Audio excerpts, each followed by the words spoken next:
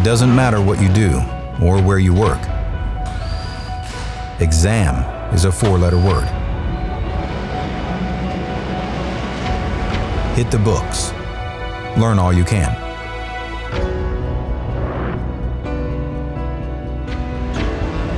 Practice. Make mistakes. We're gonna run out of time. Where does this go? Apply the lessons. But there's no avoiding the final test at the end of the process. The last chance to prove what you've learned. That's crazy. That's really, really good. That you have the skills to move forward, to take on the world.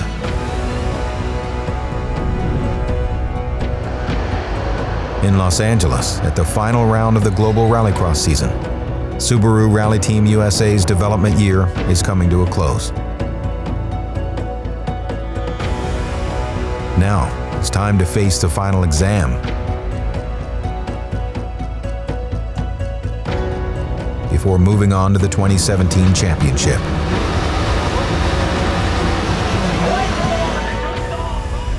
This is Launch Control.